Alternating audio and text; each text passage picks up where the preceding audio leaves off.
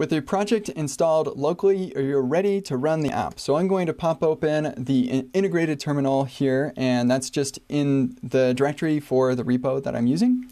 And I'm going to run npm run start, or you can actually also run npm start. That'll do the same thing. This runs React scripts start. And if you've used React scripts before with Create React App, then this should be very familiar. But even if you haven't, there's not a whole lot you have to do. It pops open localhost 3000 for you automatically. If you're running two servers at once, so maybe you've got React Fundamentals and React Hooks running at the same time, then you'll get one on 3000, and then the other one will ask you, hey, there's something running on 3000. Do you want me to try a different port? I recommend against doing this because lots of the, there are a lot of links throughout the repo that relies on the fact that it's port 3000. So if you have two of them running, then things may not work super well. So I recommend only running one at a time. But you know, if you don't mind updating the port number, then that's fine too. But here is the app. Most of the workshops use this app, and so you'll want to get really familiar with it. So I'll just take you on a little tour. So here we're going to go to basic JavaScript rendered hello world. And on the left side, you're going to see some background instructions, some exercise instructions here. You'll see extra credit right here. And then on the right side, you'll see the rendered version of the files that you're going to be working with. You'll be working in the exercise files, so that's what's being rendered right here. Right now, there's nothing because you haven't done your job yet. You got to do something in the exercise. And then we have a tab for what the final looks like, so you can compare yours with what the final looks like. And then we also have extra credit. So several of the exercises have a couple or maybe just one extra credit that that you can work through as well. And this is a rendered version of that. Now, using the dev tools and things can be a little bit tricky if you've got a whole bunch of app around the thing that you're actually trying to work on. This is actually just an iframe here. And so we also have a mechanism for you to open a completely isolated page that has nothing but what you're working on it. So that should hopefully make working with the dev tools and everything else a lot easier for you. So this is what I actually use most of the time when I'm working through the material, and this is what I recommend that you use as you're working through the material as well.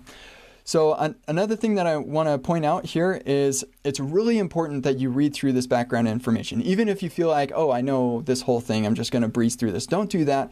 Read through the background information because there will be blog posts and links to documentation. And I expect you to go beyond just what is in the workshop and read some documentation, tinker around with some code sandbox things and whatever to play around with these things as you're working through this material. So read through the background information. It will sometimes give you little snippets of code that will be really relevant to what you're working on.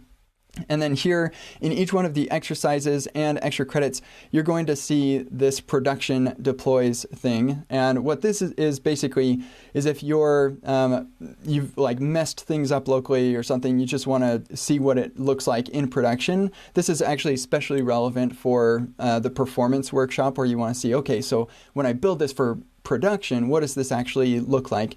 Then you can open up each one of these, and this is what this particular file, the isolated example, looks like when you push it up to production.